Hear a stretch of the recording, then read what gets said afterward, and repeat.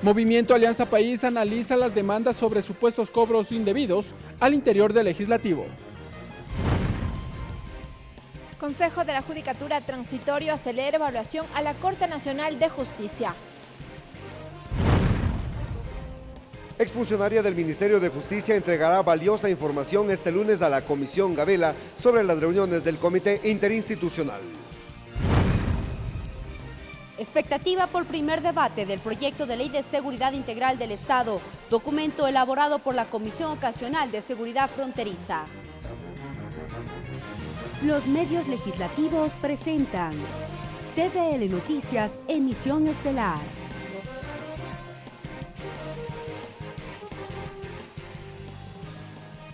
Viernes 14 de septiembre de 2018, saludos amigos y bienvenidos a la emisión estelar de TVL Noticias. El saludo a quienes nos sintonizan a través del canal 42 en Quito y en todo el país por la señal de la radio de la Asamblea Nacional.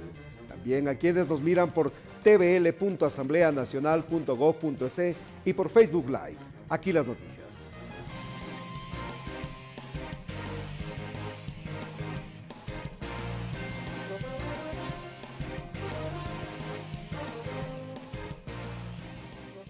La asambleísta Karina Arteaga respondió frente a una denuncia en su contra por un supuesto cobro que le habría exigido a una ex colaboradora. Mientras tanto, el movimiento Alianza País ya estudia estos casos.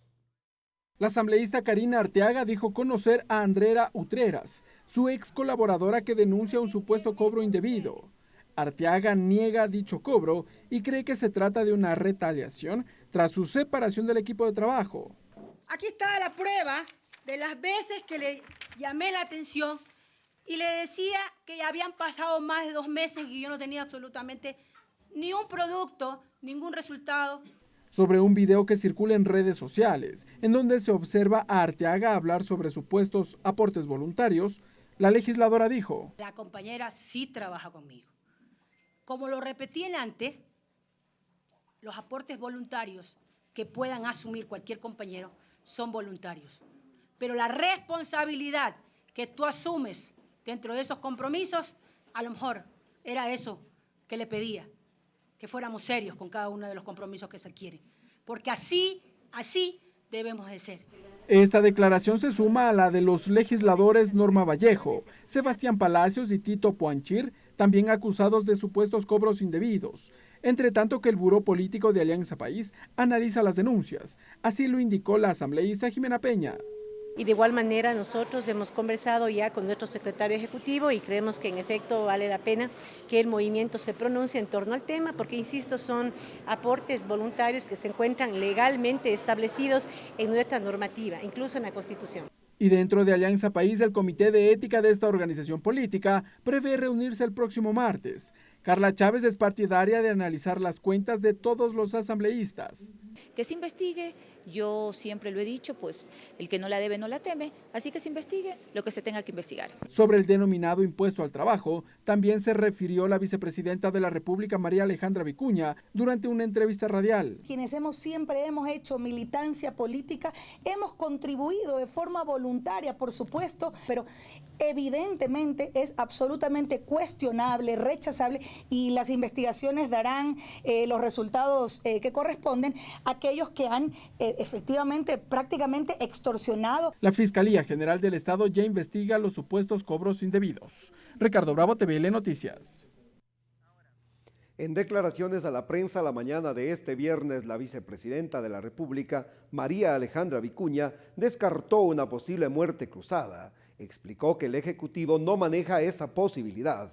Además, la segunda mandataria señaló que Ecuador agotará todas las instancias antes que se cumpla el laudo de la Corte de La Haya sobre el caso Chevron. Rumores sobre muerte cruzada. Ese es un mecanismo que está evidentemente contemplado en la Constitución. Creo que no existe elementos para aquello. El presidente no lo ha planteado bajo ningún punto de vista. Proyecto de ley anticorrupción. Más allá de evitar la impunidad, que me parece que también es uno de los objetivos centrales, es permitir que esos recursos regresen al verdadero dueño, que es el Estado ecuatoriano. Análisis subsidios. Se ha pensado en temas de optimización, pero el presidente ha sido enfático que el gas no se va a tocar, al menos en este periodo. Laudo Chevron. Más allá del legítimo derecho de repetición que pueda tener el Estado ecuatoriano para quien corresponda, creemos que lo fundamental es evitar que ese laudo pueda efectivamente concretarse. Hay que agotar absolutamente todas las instancias para evitar que miles de millones de dólares con los que no cuenta el Estado ecuatoriano vayan al pago de una empresa que evidentemente afectó al interés nacional, a nuestros pueblos amazónicos. Demanda venezolana. Constituye un despropósito el solo plantear la posibilidad de una demanda al Estado ecuatoriano por atender precisamente a los ciudadanos en materia de salud, en materia de educación. Ricardo Bravo, TVL Noticias. Los integrantes del Consejo de la Judicatura Transitorio explicaron a la Comisión de Justicia de la Asamblea sobre el sistema de evaluación a los jueces de la Corte Nacional de Justicia. Según el presidente del organismo en transición, Marcelo Merlo, el proceso tomará 90 días y la transparencia y legitimidad son algunos de los parámetros de evaluación.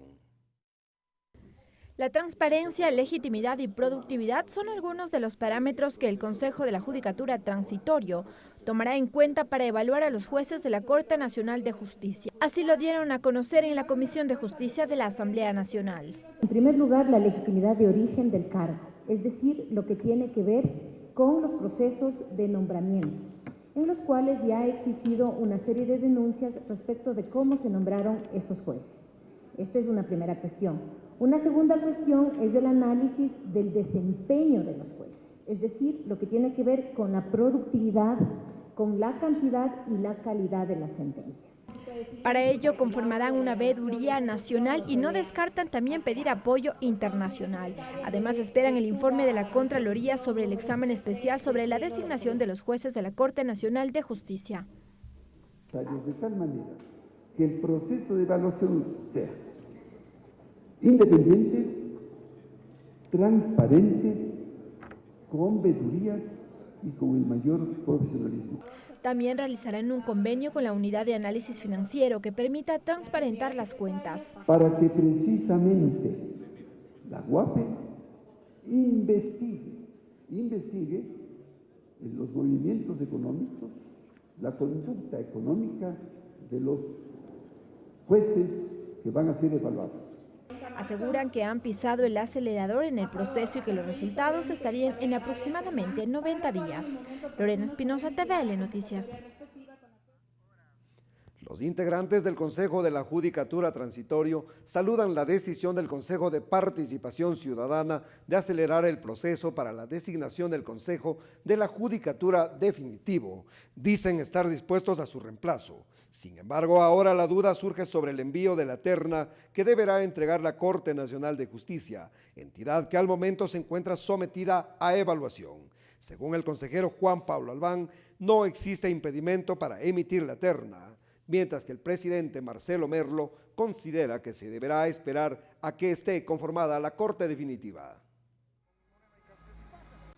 Yo que tiene que hacerlo, pero además considero que la doctora Paulina Aguirre, la actual presidenta de la Corte Nacional, es una persona totalmente responsable y transparente que va a tomar este asunto con la objetividad y seriedad que exige el caso y va a remitir una terna adecuada para que esa persona que salga de esa terna presida el Consejo de la Judicatura. No podemos paralizar los dos procesos en función de especular qué es más relevante, si evaluar a la Corte, lo que es una obligación legal, o si remitir una terna, lo que también es una obligación legal. Mi punto de vista personal como ecuatoriano es que esa terna la proponga una vez que sea evaluada la Corte Nacional. Mi punto de vista, si el Consejo Transitorio considera que puede ser esta Corte la que presente la terna, es decisión de ellos.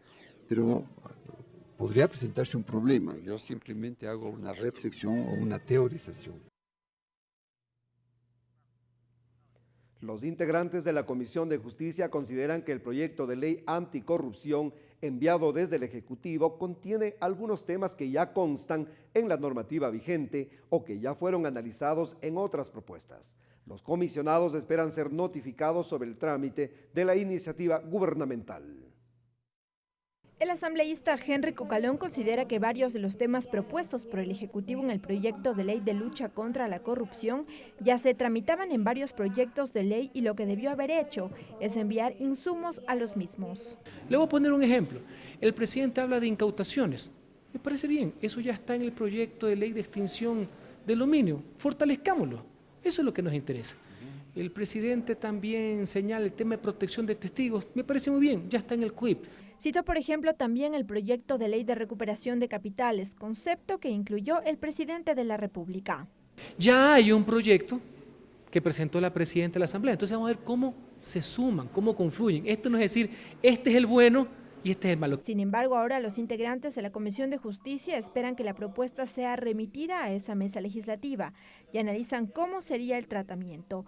Esto luego que el Ejecutivo vetara totalmente el proyecto de ley de lucha contra la corrupción aprobado por la Asamblea. La técnica es muy clara y dice que no se lo va a poder topar en el primer año, ¿no? O sea, un año va a estar esto prácticamente en el congelador y no se va a poder topar. Lo analizaremos a la luz de la Convención de Derechos Humanos, de los tratados internacionales, de la Constitución y también revisaremos los textos normativos legales en el Código Orgánico Integral Penal, a sabiendas de que si se requiere reforma a alguno de ellos o a otros cuerpos normativos. El legislador Cucalón asegura que harán el esfuerzo para poder abordar al menos conceptos que incluya el proyecto anterior. Sin perjuicio que el proyecto como tal está vetado totalmente y no puede ser tratado durante un año, considero que hay varios conceptos ahí que pueden ser tramitados a través de otras leyes. El proyecto del Ejecutivo deberá ser calificado por el Consejo de Administración Legislativa y luego derivado a una comisión para su respectivo tratamiento. Lorena Espinosa, TVL Noticias. Tiempo de una pausa, ya regresamos con TVL Noticias, emisión estelar. Regresamos con TVL Noticias, emisión estelar, luego de la siguiente pausa promocional. Continuamos con TVL Noticias, emisión estelar.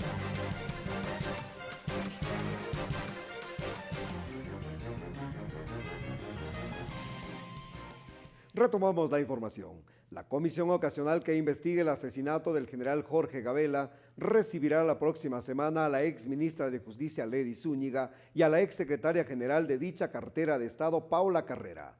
En la sesión se prevé también que Joana Palacios, exfuncionaria del ministerio, entregue 38 copias de actas de las reuniones del comité interinstitucional que investigó el caso. En la pasada sesión, la doctora Joana Palacios manifestó ante la comisión que tras renunciar a la Secretaría del Ministerio de Justicia, dejó informes de gestión con anexos en físico y digital. Aseguró que en su poder tiene 38 actas de las sesiones del Comité Interinstitucional.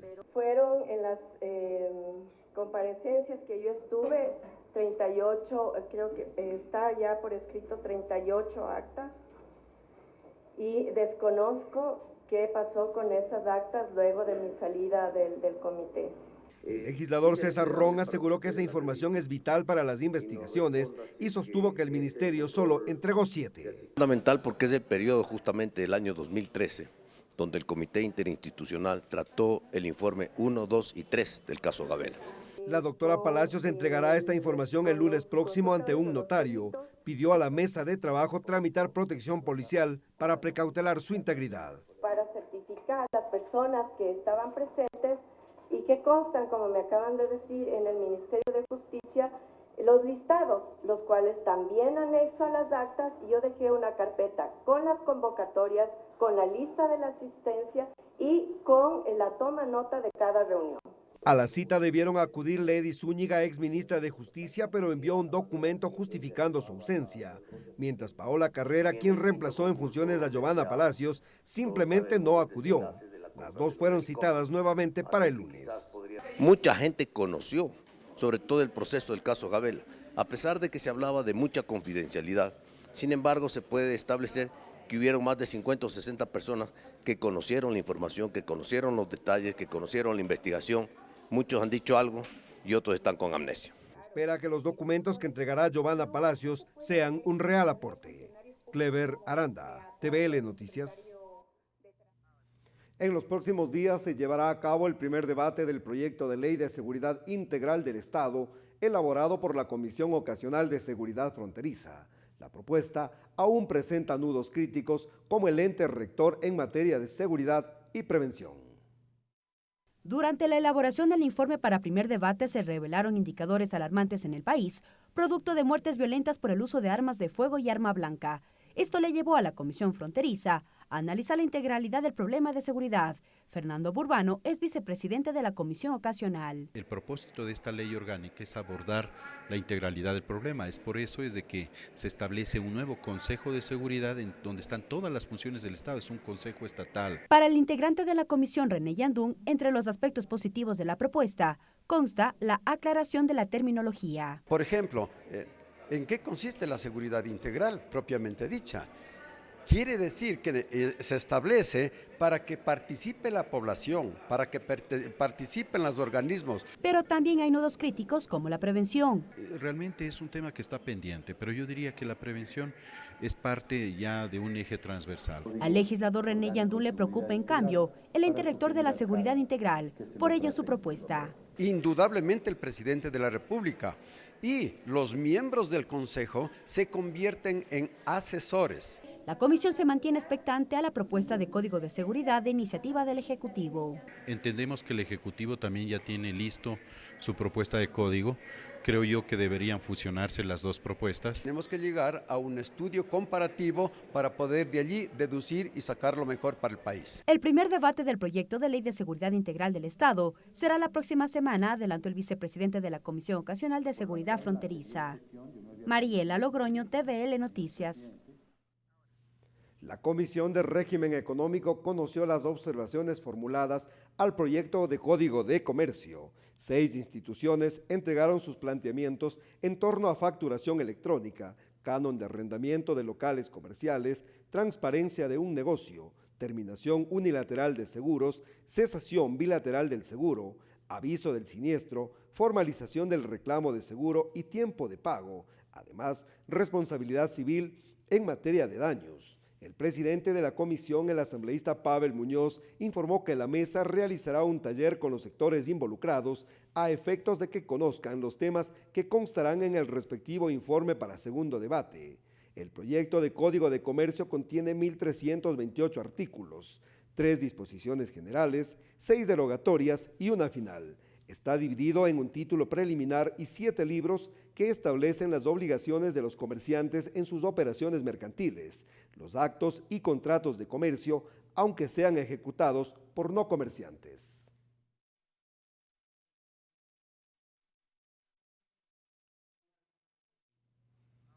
La Comisión de Desarrollo Económico aprobó el informe para primer debate del proyecto de ley de eficiencia energética.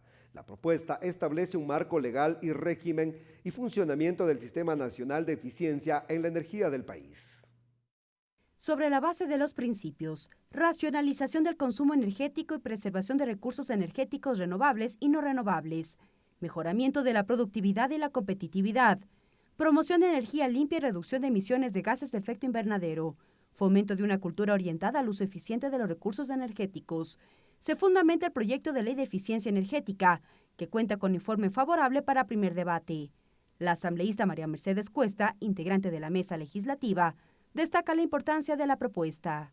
El tema de ahorro también es importantísimo, porque para que haya eficiencia energética no solamente debemos proveer otro tipo de medios de generación, sino también debemos de enseñarle a la gente a ahorrar energía.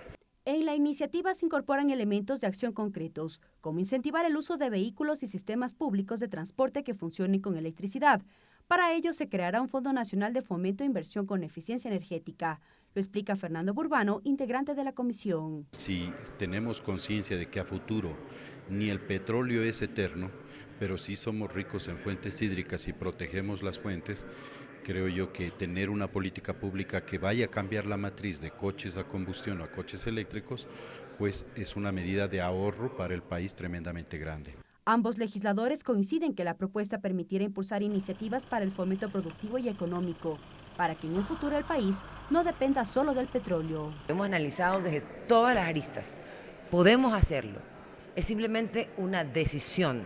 Y este proyecto justamente le da todas las facilidades, abre un abanico enorme para que eso pueda hacerse.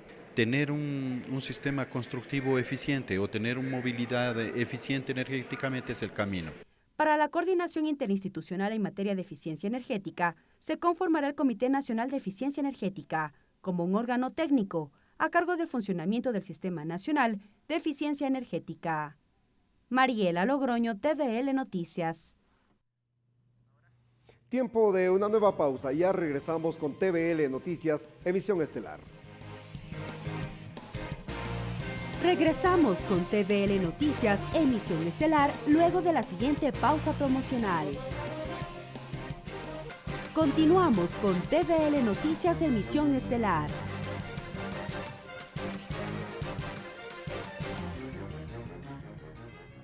Gracias por continuar con nosotros. El asambleísta por Esmeraldas, Lenin Plaza, se sumó a las voces que piden al Ministerio de Agricultura declarar en emergencia al sector palmicultor. El legislador enfatizó que más de la mitad de las plantaciones de palma aceiteras están afectadas por la presencia de una plaga. Representantes de la Asociación de Cultivo de Palma Aceitera manifestaron ante la Comisión de Soberanía Alimentaria que la situación que viven es grave. Aseguran que más del 50% de la producción está perdida, situación que afecta en el factor económico, laboral y social. Así manifestó Carlos Chávez, presidente del directorio de ANCUPA. El sector palmicultor acoge a cerca de 120,000 empleos directos e indirectos y hoy por hoy se ve arriesgado casi el 50% del cultivo de la palma, causando un grave efecto a los palmicultores y a sus trabajadores y a todo lo que significa alrededor del cultivo de la palma, transportistas, agroindustria, sobre todo la primera agroindustria que son las extractoras que realmente están cada vez cerrando las puertas porque ya no hay palma que procesar. Wilfredo Acosta sostuvo que hasta hace pocos años Ecuador era el primer exportador de la región de aceite rojo de palma. Ahora Ecuador pasará de exportador a importador. Dice también que los productores están a punto de rematar sus propiedades. Somos el segundo cultivo en el país en generación de trabajo formal, después de las flores. Somos el tercer cultivo en área sembrada después del cacao y después del maíz. Y somos el cuarto cultivo en generación de divisas después del banano, del cacao y las flores. Al legislador por Esmeraldas, Lenin Plaza, le preocupan los efectos que esta situación puede derivar. Miles de personas dependen de este cultivo. Se ha pedido a través de un exhorto a que el Ministerio de Agricultura pueda declarar en estado de emergencia al sector y que ojalá se pueda salir en auxilio lo más rápido posible. Según Plaza, la solución es el apoyo del gobierno para derribar las plantas de palma y plantar nuevas, pero eso requiere de una fuerte inversión económica. No habría otra alternativa, porque todo lo que tienen, más o menos un 70%, de acuerdo a lo que han señalado, ya está contaminado. Y no habría una alternativa que tumbar todo y volver a sembrar. Al momento serían 54,000 hectáreas perdidas y el perjuicio ascendería a los 600 millones de dólares. Clever Aranda, TVL Noticias. Las herramientas que proporciona la Alianza del Gobierno Abierto para generar interacción con la ciudadanía fue el tema del encuentro del Grupo Parlamentario de Amistad con el Senado y la Cámara de Estados Unidos. Expertos internacionales felicitaron a Ecuador por unirse a la alianza que permite generar transparencia en la información de los diferentes gobiernos. El Grupo Parlamentario de Amistad y Coordinación Recíproca con el Senado y la Cámara de Estados Unidos de América mantuvo una reunión con expertos internacionales con quienes analizaron las ventajas de las herramientas y estrategias de gobierno abierto. El asambleísta Patricio Donoso explicó que el objetivo del encuentro fue para revisar las experiencias y estrategias de transparencia que propone el gobierno abierto como mecanismo para facilitar la interacción entre la ciudadanía y el gobierno. Además, expuso los retos que aún faltan alcanzar como país. Claridad de la información, apertura en todos los sentidos, transparencia real, es decir, todo abierto, todo visible, a fin de que todos los ecuatorianos sepan y sepamos qué es lo que hacen todas las funciones del Estado. De su lado, el consultor chileno Álvaro Ramírez explicó que la estrategia de gobierno abierto genera diferencias en cuanto a la calidad de la democracia e incluye varios desafíos. Que no solamente tienen que ver con la lucha contra la corrupción, con hoy día una obligación justamente de mayor rendición de cuentas, de mayor apertura hacia la ciudadanía en términos de acceso a información, en términos de participación ciudadana. Y que es evidente que la sociedad civil tome fuerza y entable alianzas con el gobierno y así realizar un trabajo horizontal con la ciudadanía. Una diferencia sustantiva frente a la ciudadanía, frente a la calidad de la democracia, frente a la recuperación de la legitimidad de la acción pública. Felicitó a Ecuador por sumarse a la Alianza, una organización creada en 2011 con apenas 8 países y que en la actualidad ya suman 45 las naciones. De ellas, 15 son de América Latina. Lorena Espinosa, TVL Noticias. Las reformas a la Ley Orgánica de Movilidad Humana están en análisis de la Asamblea Nacional. Esta semana, en el programa de los medios legislativos Tercer Debate, el legislador por Estados Unidos y Canadá, Byron Zuquilanda, se mostró a favor de endurecer los requisitos a los migrantes venezolanos. Durante el programa Tercer Debate de esta semana, el asambleísta Byron Zuquilanda se mostró crítico frente a unas posibles reformas a la Ley Orgánica de Movilidad Humana. Entonces, pero yo sí creo también que debe haber una reforma en este sentido, o sea, que tenemos que ser selectivos con las personas que les concedemos la nacionalidad. Y es que Zuquilanda analizó el flujo migratorio de los ciudadanos venezolanos tras la crisis que vive ese país. Pienso que se debe regularizar el estatus de los venezolanos, o sea, pedir, qué sé yo, un pasado judicial que se llamaba, si es que se van a legalizar, desde luego. Si van a pasar, prácticamente se les un corredor migratorio para que pasen. Zuquilanda reconoció que Ecuador es un país de tránsito y que a lo largo de nuestra historia también vivimos el flujo migratorio de compatriotas debido a la crisis bancaria de 1999. Hay muchos inescrupulosos que están contratando personal venezolano, explotándolos en sus salarios. No y les entonces pagan lo no les pagan lo adecuado, básico. Y además hay gente que inclusive dice que los hacen trabajar 1 mes, 2 meses y no les pagan. Y si me vienes a cobrar 2, 3 meses te voy a hacer deportar. Entonces eso se tiene que cambiar. El legislador por la circunscripción del exterior dijo que pedirá una reunión con el canciller José Valencia para conocer detalles de las acciones que emprende el gobierno central sobre el flujo migratorio de Venezuela. Ricardo Bravo, TVL Noticias. El mural Imagen de la Patria, donado por el pintor Osvaldo Huellasamín y que permanece en el Pleno de la Asamblea Nacional, cumplirá 30 años. ¿Cuál es su valor histórico y su significado? Les presentamos en el siguiente reportaje. El mural de Osvaldo Huellasamín fue inaugurado un 10 de agosto de 1988, el día que asumió la presidencia Rodrigo Borja. Somos el único país en el mundo en el cual su sede legislativa tiene un mural de 300 metros cuadrados de las manos y de la creación del pintor, quizás en el mundo más conocido de nuestra nacionalidad. El mural La Imagen de la Patria se divide en 3 áreas. En la parte central resaltan las manos extendidas al cielo. Sobre ellas, un círculo negro que encierra una dualidad entre el sol y la luna, una imagen de representación cósmica de la comunidad Agua. Lo cual repercute también en la importancia de los pueblos aborígenes, las culturas preincaicas. En la parte superior, el ave insigne de nuestro país, el cóndor, extiende sus alas en medio de un color rojo y azul. El cóndor mira tanto a la parte celestial como a la parte terrenal. En la parte izquierda, 2 rostros que según el historiador Edison Miño serían Daquilema y Pintag. Los ecuatorianos y las ecuatorianas, esto es invaluable, este tesoro nos pertenece y de hecho despierta mucha envidia de los visitantes extranjeros. Al lado de los guerreros, la fuerza de la mujer representada en Dolores Cacuango, Manuelita Sáenz y Manuela Cañizares. La particularidad de la mujer y el rol protagónico que ha tenido la mujer en la historia sociopolítica de nuestro país. A poca distancia, imágenes de rechazo al intervencionismo extranjero y al militarismo, vulnerando la democracia. Y a su lado un puño como muestra de rechazo de los pueblos. Representa la parte negativa de la democracia quizás o dentro de un sistema democrático cuando hay interrupción. Junto al proletariado desvalido y utilizado únicamente como palestra para llegar al poder, aparece un cuadro que representa a la oligarquía y a la burguesía. Más abajo, el drama de la pobreza y las víctimas inocentes. La realidad social de los pueblos, las injusticias. 3 ilustres que lucharon contra la desigualdad y la tiranía aparecen: Juan Montalvo, Eugenio Espejo y Vicente Rocafuerte.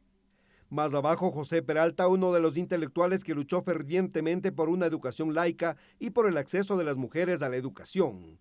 Junto a él, la imagen del viejo luchador Eloy Alfaro. Como anécdota les puedo contar que alguien ofreció $3 millones por el cuadro en el que representa al general Eloy Alfaro. La iglesia también tuvo especial atención del maestro Osvaldo Guayasamín. Posee dos rostros, uno claro que simboliza la espiritualidad y uno oscuro en alusión a los pasajes negativos que esta institución tuvo a lo largo de la historia. Cuando la iglesia se entromete en política y causa daños a la democracia, pero la parte iluminada del rostro del sacerdote representa a la iglesia espiritual.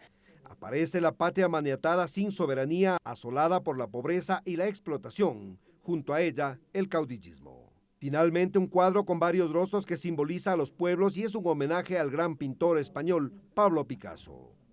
Está el cuadro que se titula El pueblo profundo, el pueblo sumergido. Ahí se puede apreciar bastante lo que es la técnica cubista. Pasado, presente y futuro plasmados por el más grande artista de nuestra época. Clever Aranda, TVL Noticias. Entrevista.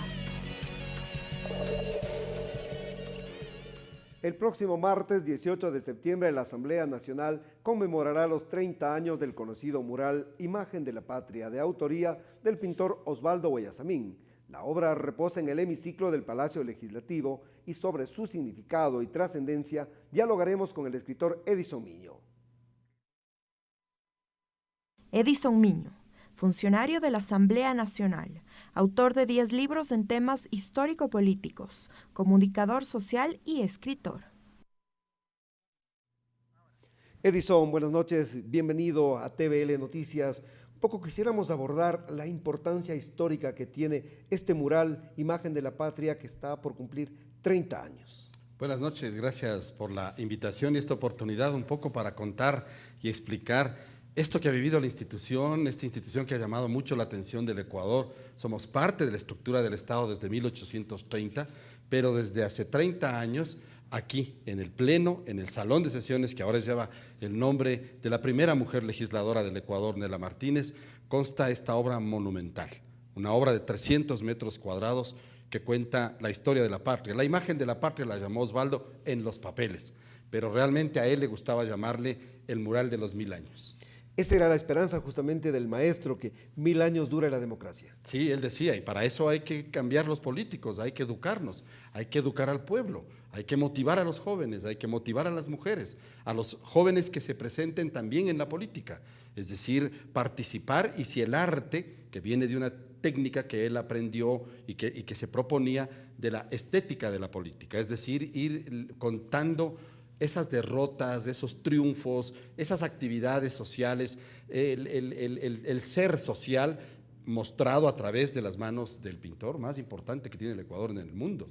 Y está lleno de simbolismos. Justamente el día en que elaborábamos el reportaje que acabábamos de ver, un poco lo analizábamos, íbamos desmenuzando cada aspecto que el gran maestro pintó acá, desde denuncia social, también una crítica a la injerencia y también resaltando a los próceres que lucharon acá por los derechos de los ecuatorianos en favor de una educación laica y principalmente de la libertad. Las mujeres, un homenaje al pueblo.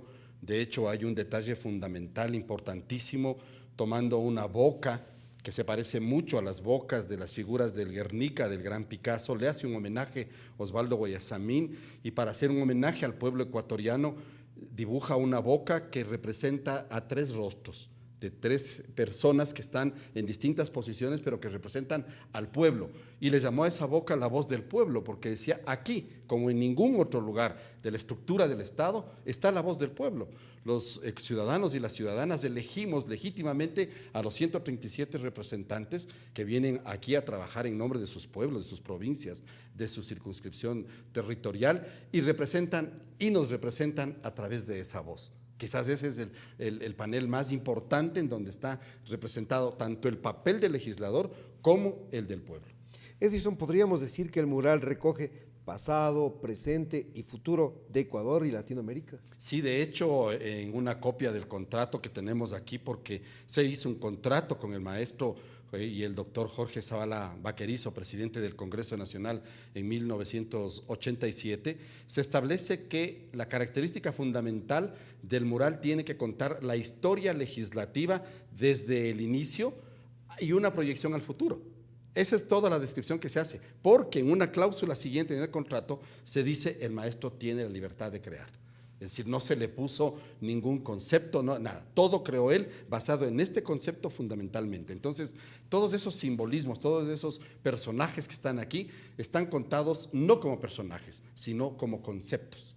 Además de eso, tampoco el mural está libre de polémica, ¿no? Hay, por ejemplo, unos 3 o 4 cuadros que generaron controversia. Uno de ellos, el de la crítica a la iglesia, por una parte, pero también destaca la labor de esta institución. Y quizá el más polémico es el de aquel que dice CIA, ¿no? Que una crítica a la injerencia internacional en nuestros países.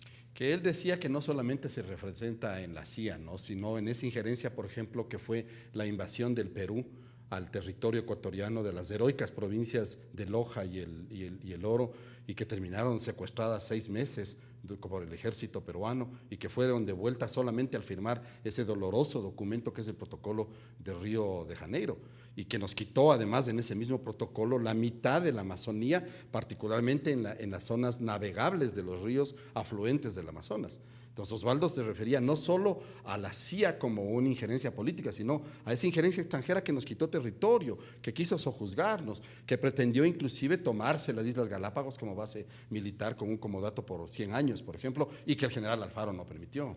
Edison, usted conoció al maestro, de hecho fue su amigo personal y tuvo acceso a varios de los bocetos que había realizado, en el cual se mencionaba que este cuadro justamente que menciona CIA y que sería una crítica a la injerencia, tenía ciertos detalles que al final no terminaron plasmados acá. Esas son las anécdotas, porque cuando tuve la oportunidad hace 30 años, que es cuando nace esta propuesta, le entrevisté al maestro Osvaldo Guayasamín para hacer una nota periodística en aquel entonces, con todas las limitaciones que había, porque el salón estaba cerrado. Él no pintó nada aquí. Él solo instaló, porque es una enorme instalación de aluminio y hierro con 23 cuadros ajustados con pernos y con tuercas. Él pintó todo en su casa, en lo que es ahora la Capilla del Hombre, donde en la parte de atrás está su casa, también se exhibe como parte del museo, y el taller. Allí vi el original. No es este que está de la CIA. Realmente el cuadro representaba a un casco verde nazi, de la forma de que se conoce simbólicamente del fascismo, pero tenía la bandera de los Estados Unidos y una esvástica nazi. Entonces parece que Osvaldo tuvo varias conversaciones con diplomáticos, con amigos, con intelectuales, y le dijeron, ay, eso es un poco complicado, ese tipo de símbolos, porque la bandera representa al pueblo de los Estados Unidos, y tú quieres hacer una representación política de esa injerencia. Entonces cambió, no borró, no le borró a un cuadro, el cuadro existe, está guardado, y vino y colocó el otro. Y te cuento que como anécdota, por ejemplo, asistente también muy joven de Osvaldo en la pintura, en el fondeo fundamentalmente de los 23 paneles que son planchas de fibra de vidrio, estuvo el otro mularista actual ahora, Pavel Lewis. Wow, y hablando de anécdotas también, usted me comentaba algo que me llamó mucho la atención. Un diputado en algún momento sugirió vender el mural y había compradores, de hecho, había interesados en comprar al menos uno de los cuadros y por una buena suma. Fue una época muy interesante porque se pretendió en 2 ocasiones sacar el mural de aquí. Y claro, hubo un legislador que tuvo una peregrina idea de sugerir que el edificio ha ido teniendo cambios estructurales y se ha ido deteriorando. Tiene 60 años el edificio del Palacio Legislativo, pero como ha ido creciendo el número de la población que trabajamos aquí, se fueron haciendo oficinas donde no se debían, y entonces, claro, faltaba espacio cada vez más. Y entonces las oficinas de los legisladores eran incómodas, a veces los muebles no eran del gusto de ellos, y entonces sugirió que vendamos ese mamotreto, lo dijo con estas palabras.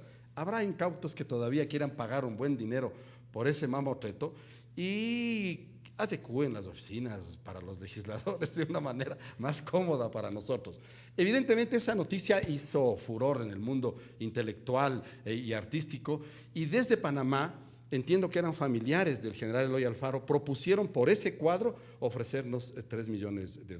Evidentemente no se puede. Ya no se puede mover, ni vender, ni darle un valor físico al mural. El valor para los ecuatorianos y las ecuatorianas ya no tiene. De hecho, el mural no es incalculable, el valor monetario, aún mucho más el valor que tiene en lo cultural para el pueblo ecuatoriano. Sí, básicamente el cálculo que han hecho los hijos de Osvaldo, particularmente Pablo, que es quien dirige la Fundación Guayasamín, hacía un cálculo aproximado de que una obra por metro cuadrado del maestro se está vendiendo en Sotheby's, en la casa de valores en Londres, de subastas, en $80,000 el metro cuadrado. Si contamos que este tiene aproximadamente 300 metros cuadrados, hablamos de que sería un valor real de $24 millones. Este mural, pero en realidad no, vale más. O sea, para los ecuatorianos vale más. Finalmente, Edison, si nos podría un poco contar qué se está haciendo desde Participación Ciudadana para que la ciudadanía tenga acceso a conocer, por ejemplo, este mural y otros sitios de la Asamblea Nacional. Yo en principio tengo que agradecer fundamentalmente a quien fue mi jefa y que lamentablemente no está ya con nosotros, la doctora Guadalupe Larriba. Yo hacía estos recorridos desde que le entrevisté al maestro en 1988, pero esporádicamente, no había una institucionalidad todavía en esta propuesta. Cuando llegó Guadalupe y fue elegida diputada por la provincia de La Suay y además presidenta de la Comisión de Educación, Cultura y Deporte, se llamaba en aquel entonces, la Comisión Legislativa, me propuso que hagamos un libro. Hicimos un libro y abrimos las puertas. Entonces, para la presentación empezó esta dinámica, pero a veces la política tiene sus propios movimientos y su ritmo, y por la violencia que había en la política, por la seguridad de los temas de los propios legisladores, no se podía abrir, por ejemplo, en las sesiones.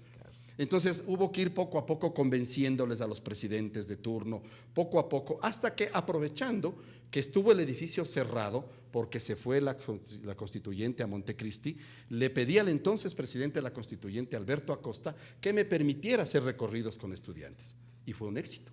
Sin duda es importantísimo que la ciudadanía se acerque a la cultura y conozca de primera mano. Y así comenzó. Entonces fueron primero invitados y ahora es parte de la estructura de la Coordinación de Participación Ciudadana el proceso de visitas guiadas. Usted, amigo o amiga que nos está este momento viendo y escuchando, puede simplemente comunicarse con cualquier funcionario de la Asamblea Nacional, con cualquiera de los señores legisladores, y a través de los correos electrónicos, las redes sociales, los teléfonos, pedirnos una cita de lunes a viernes de 8 de la mañana a 4:30 de la tarde. Tenemos aquí el personal preparado para hacer las visitas y es lo mejor. Les invito, tómense una foto frente al mural y van a tener un recuerdo increíble y sentirse orgullosos tanto de estar en este edificio, el Palacio Legislativo, y tener una foto de la obra de ese gigantesco Guayasamín. Sin duda un enriquecimiento muy importante para quienes visiten, ¿no? Es conocer de cerca quizá uno de los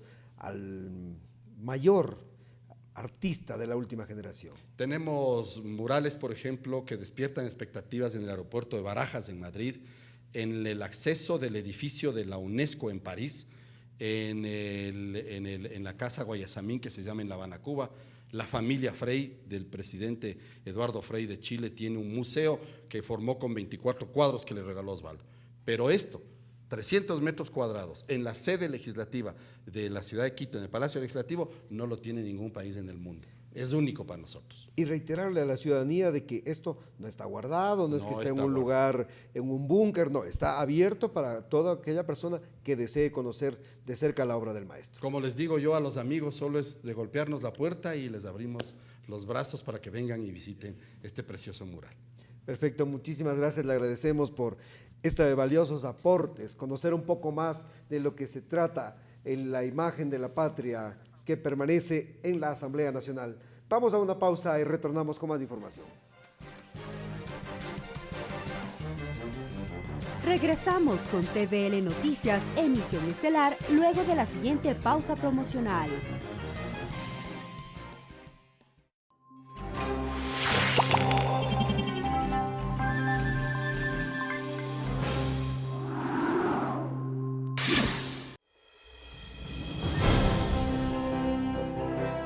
La Asamblea Nacional es la casa de todos. Por eso te invitamos a conocerla en nuestros recorridos gratuitos. No solo conocerás el funcionamiento de la institución como tal, sino que además visitarás el salón de sesiones, conocerás documentos históricos, la biblioteca y los magníficos murales de Luis Mideros y Osvaldo Guayasamín.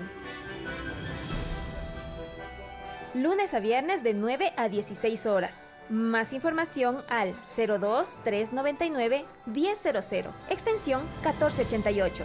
O escríbenos a visitas.guiadas@asambleanacional.gov.es.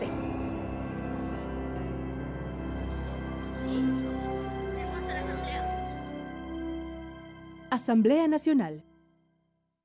En todo el mundo, millones de familias se están desplazando, huyendo de la guerra, persecución, violencia de pandillas. Son madres, padres, hermanos y hermanas. Nunca imaginaron que las ciudades en las que nacieron podrían ser destruidas o que sus vidas podrían ser destrozadas.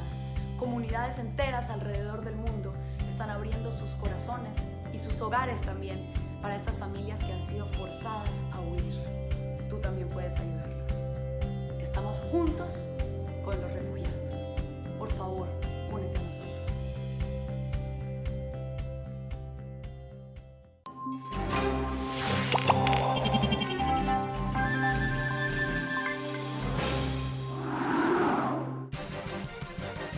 Continuamos con TVL Noticias Emisión Estelar.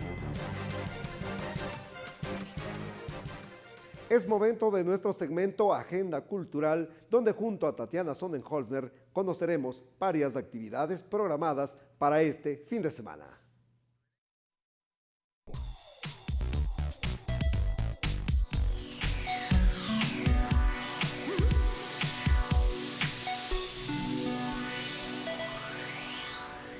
¿Qué tal amigos? Bienvenidos a la Agenda Cultural, donde te traigo algunos eventos que puedes hacer este fin de semana. ¿Quieres saber cuáles son? Empecemos. El 14º Festival de Música Ecuatoriana continúa este viernes a las 19 horas. Aquí, además de conciertos, habrá talleres con concertistas nacionales e internacionales. Esto será en el Teatro Variedades de Ernesto Albán. Y este sábado a las 10 de la mañana, MOMA está organizando un mercado de pulgas. Aquí, además de darle una segunda oportunidad a ropa, artículos y accesorios, puedes ser parte de la música en vivo y del concurso de murales. Entrar a la feria no tiene ningún costo. Y a las 11 de la mañana, Cultiva, Cocina y Cura te dará los beneficios del tomate riñón, además de enseñarte deliciosas recetas. Tampoco tiene ningún costo, pero tienes que inscribirte en el link que te voy a dejar aquí abajo. ¿Ya lo copiaste? Entonces veamos qué hay para el domingo. Y este domingo a las 11 de la mañana la Casa de la Música trae El Pequeño Circo. Esta es una obra con títeres que te cuenta cómo los personajes viven dentro del circo. El evento cuesta $5 y es apto para todo público, pero en especial para los más chiquitos. Y hasta aquí la agenda cultural, pero no te olvides que todos los viernes te traigo nuevas actividades para el fin de semana. Hasta la próxima.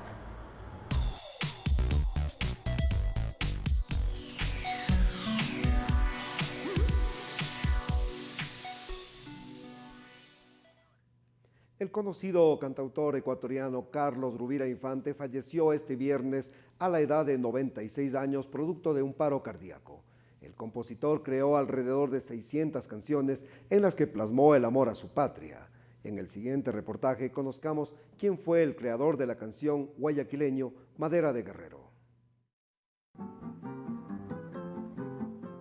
Existen canciones que estarán presentes en la memoria colectiva y Carlos Rubira Infante, compositor ecuatoriano, logró que temas como Playita Mía, Chica Linda y Guayaquileño Madera de Guerrero sean coreadas por propios y extraños. El autor de alrededor de 600 canciones en géneros musicales falleció a la edad de 96 años, aquejado por problemas de salud que lo mantuvieron más de un mes hospitalizado. Rubira Infante, conocido compositor de pasillos, pasacalles, sanjuanitos, albazos y valses, inició en el mundo musical desde la adolescencia, pese a la oposición de su madre, pero no dejó de cantar y componer canciones nacionales. Carlos fue el formador de varios artistas que se han destacado en el ámbito nacional e internacional, como Julio Jaramillo, Fresia Saavedra, Pepe Jaramillo, entre otros. El cantautor obtuvo varios reconocimientos, como el haber sido elegido junto a otros músicos parte del Salón de la Fama de los Compositores Latinos en Miami en el 2017. En el mismo año, en la Asamblea Nacional se hizo presente con un reconocimiento a Carlos Rubira Infante. Recordemos parte del homenaje. Plasma su estilo distintivo con gran entrega y tesón, y en consecuencia acuerda otorgar la condecoración Asamblea Nacional de la República del Ecuador, doctor Vicente Rocafuerte, al mérito cultural. Nos da gusto ver ese himno nacional y su bandera, un tricolor bendito como una bandera para nosotros los guayaquileños, una bandera con los himnos, los colores del himno de azul y blanco. Así fue y será recordado Carlos Rubira Infante, un amante de la música ecuatoriana, pues para él la música significaba el encerrar el corazón a la nacionalidad, porque en sus notas musicales adornan a la patria, a la madre que nos dio la vida y a la tierra que nos vio nacer. Mariela Logroño, TVL Noticias. Agenda de actividades. A continuación les presentamos la agenda de actividades a desarrollarse en la Asamblea Nacional la próxima semana. El lunes 17 de septiembre a las 8 de la mañana con 30 minutos el Grupo Parlamentario por la Promoción y Defensa de la Participación Ciudadana y Organizaciones Sociales invita al conversatorio internacional el rol de las organizaciones en la sociedad civil. Esto se desarrollará en el Salón de Uso Múltiple de la sede legislativa.